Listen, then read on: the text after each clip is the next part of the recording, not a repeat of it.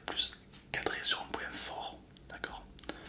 Ça aurait été beaucoup plus sympa, d'accord? Parce que lorsque tu as cadré sur un point fort, ton château, enfin, ce qui reste, va te donner de l'importance, va te donner de la valeur, va te donner de la puissance dans le regard. Donc, n'hésite pas à recadrer tes photos pour, la mettre sur un point fort. En temps, si tu recadres un peu, tu n'aurais pas autant de ciel qui sert à rien en haut. Donc, tu gagnes que des bonus. Et puis même ces herbes qui viennent d'étouffer le paysage au premier plan, si tu recadres sur un point fort, tu aurais plus tout ça et ça serait nettement plus joli. Mais c'est bon, ça passe, ça passe. Ok, une autre photo d'une cigale, on dirait qu'elle mue. Qui mue. Alors la cigale, très bien, elle est sur un point fort. Vous avez vu, et elle regarde la caméra, tandis que les autres sont allongés par terre et tout. Donc c'est une photo qui est très bien exposée, une photo qui marche bien, étant donné qu'elle est sur un point fort et tout. Non, franchement la place des blancs est respectée, la profondeur de champ est respectée. La personne n'aurait pas fait de flou derrière plan. Je pense que la photo, on serait perdu, on ne saurait pas quoi regarder.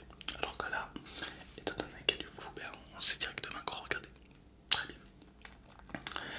Ah, une photo intéressante de ciel. Alors là, on peut voir tous les traces d'avion dans le ciel. Pourquoi pas? Le problème, c'est que, comme beaucoup d'erreurs, tu as fait ta mesure spot, donc la mesure de la lumière dans le ciel. Et le truc, c'est que du coup, la terre, donc tout ce qui est les arbres et tout, sont sous-exposés, sont complètement sous-exposés. C'est dommage. Alors, ça, avec Lightroom ou Photoshop, tu peux facilement les surexposer pour donner une photo correctement exposée. Voilà. Ah, une photo penchée de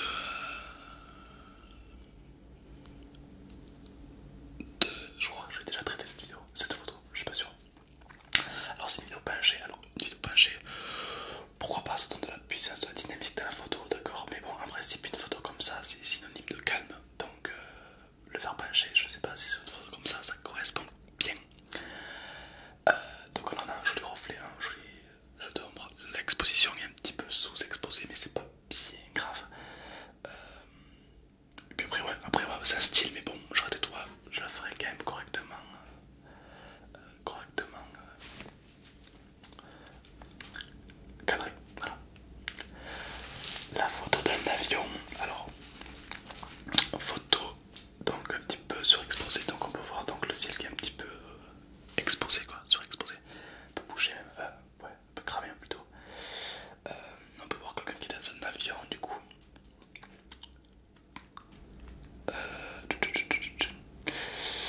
Bon alors c'est une photo de très très mauvaise qualité. Je pense que tu as dû la prendre sur Google Images ou une connerie comme ça parce qu'elle est vraiment de très mauvaise qualité.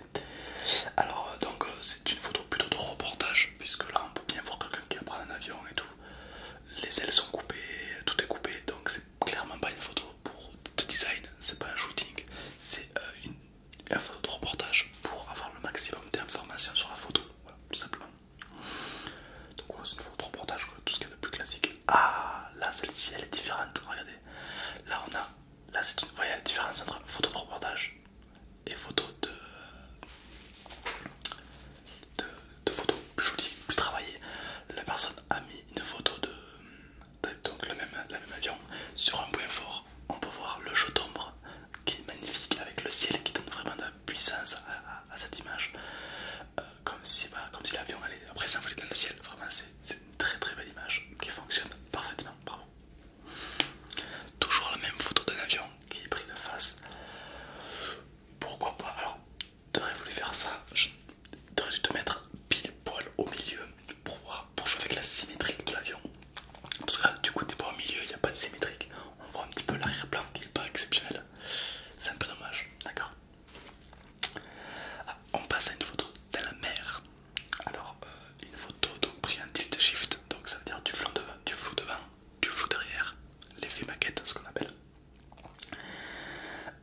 Donc voilà, alors pourquoi t'as fait la netteté sur le sable? Parce qu'il n'y a rien à voir en fait, c'est dommage. Parce que le sable il est net, ce que tu veux, mais c'est pas exceptionnel quoi. Moi, limite sur les cailloux, au deuxième plan, ça aurait été déjà plus sympa, je pense. Donc, quand vous faites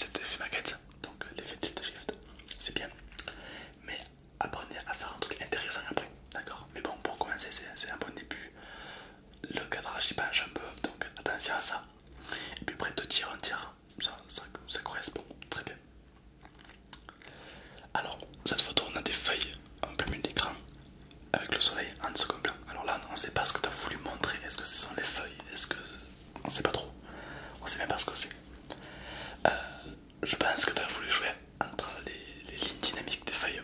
Le problème c'est que là, tu as une feuille qui vient d'un écran qui est flou en plein milieu. On sait pas quoi regarder, c'est un peu flou. En plus le cadrage il est penché, il y a beaucoup de ciel. Cette photo on dirait que t'as pas fait exprès de la prendre. Il n'y a pas de but, il n'y a pas de choses intéressantes à regarder. L'œil s'ennuie vite sur cette photo, c'est dommage. Si tu veux faire une photo avec le ciel en fond, tu peux prendre des portraits ou même des feuilles, mais fais plus de la macro dans ces cas-là. De prendre un truc de très très près avec le ciel en fond, ça fait très joli, d'accord. Ok, alors là on a un paysage donc bien cadré déjà. Par contre il y a un problème, c'est qu'il n'y a pas de tir en tir, il y a un tir et demi de ciel, un tir et demi de terre. Du coup la différence est pile poil au milieu, du coup là il s'ennuie, d'accord. Donc ça c'est pas bon, il faut faire deux tirs de ciel et un tir de terre, ou deux tirs de terre, un tir de ciel, mais pas pareil, sinon ça fonctionne pas. Là ça fait une photo très monotone, très déjà vue.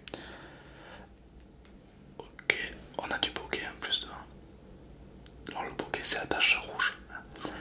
Ok, ouais bon après c'est une photo très banale j'ai envie de dire. Ah, on a fait le même style on a déjà fait ce même style, je pense que c'est la même personne qui a pris ces photos. Donc là c'est une photo entièrement de ciel, complètement bouché, mais c'est pas grave parce que la lumière rouge vient éclairer les arbres, donc c'est vraiment intéressant. Après voilà, c'est du ciel, c'est pas super intéressant. N'hésite pas à faire un effet avec Photoshop ou avec Lightroom.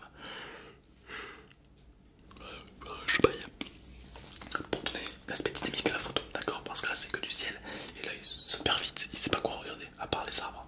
Ou alors tu aurais pu recadrer que sur les arbres en fond, ça peut être pas mal.